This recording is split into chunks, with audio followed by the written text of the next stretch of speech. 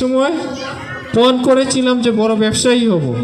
বাংলাদেশের এখন 100 জনের মধ্যে একজন। আর ফাংশনে that's why I have no enough time is very limited. এর জন্য নির্বাচনের পরে অনেকের সাথেই আমার দেখা হয়নি, কারণ আমি প্রথম যে কাজটি করছি রাজনগর মৌলভীবাজারে ফিজিবিলিটি স্টাডি করছি, আমাদের কোন জায়গায় কী কাজ দরকার, যেহেতু টাইম লিমিটেড, কোন স্কুলে কোন কলেজে কোন উচ্চ বিদ্যালয়ে কী কী আমাদের দরকার, কোথায় রাস্তাঘাট দরকার, কোথায় হাইওয়ে রোড দরকার, মেডিকেল কলেজ দরকার, অনেক কিছু আমাদের প্রয়োজন আছে। সেটাকে ডিফাইন করেছি, মাস্টার প্ল্যান করেছি। একজন এমপির সবচেয়ে বেশি কাজ হলো প্রথম তার এরিয়াকে নিয়ে মাস্টার প্ল্যান করা। টাইম যেহেতু লিমিটেড, সব হয়েছে। তো ইনশাআল্লাহ আগামী দিনের রাজনগর মৌলভীবাজার যাতে এই বাচ্চাদেরকে উপহার দিতে পারি, এটি স্মার্ট রাজনগর, স্মার্ট মৌলভীবাজার, এর জন্য কাজ করে যাচ্ছি। টাইম খুবই কম, সবাই আমাকে সহযোগিতা করতে হবে। আর বাচ্চাদেরকে সবাইকে ফ্লাইং কিস দিয়ে গেলাম, আজকে সবাইকে আদর দিয়ে গেলাম, ফ্লাইং কিস দিয়ে গেলাম। আর আজকে জাদুঘরকে মৌলভীবাজারের মানুষ বয়সে হয়তো আমার কাছাকাছি হবে, 94 কোথায় এসএসসি কবে?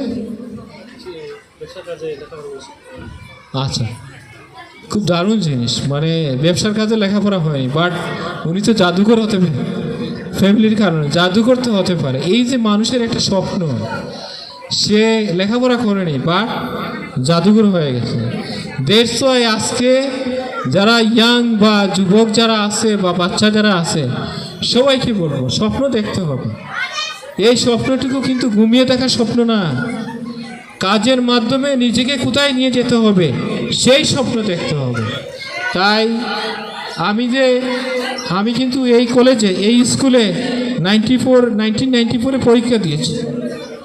আমি ইলেকট্রিক মেতে 86 আনসার করেছিলাম। এখানে বিল্ডিং ছিল, এই বিল্ডিংটা নাই, পুরান বিল্ডিং এখানে 86-তে 86 পেয়েছিলাম। কারণ কি ছিল? কারণ ছিল আমি আমাদের টেস্ট পরীক্ষা দেওয়ার পর আমার হেড টিচার আমাকে বলেছিলেন, আপনার ছেলে তো লেটার পাবে না। লেটার বললো না? হ্যাঁ, লেটার পাবে না। আমি সেদিন পণ করেছিলাম, মানে বাবাকে বলেছিলাম আমি লেটার পেয়ে আপনাকে দেখাবো। তখন আরেক স্যার ছিল, স্যারের বাসায় 6 কিলোমিটার হেঁটে যেতাম আর সন্ধ্যাবেলায় আসতাম।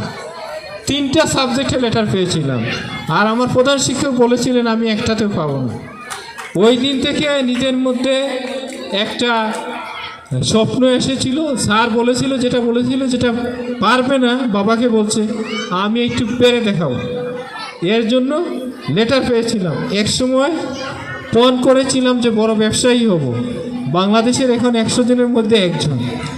আবার একদিন ভেবেছিলাম রাজনগরে এসে, মৌলভীবাজারে এসে, যে আমি যেন কখনো এরকম মঞ্চে দাঁড়িয়ে কথা বলতে পারি, সবার সাথে শেয়ার করতে পারি আমার বিষয়গুলো।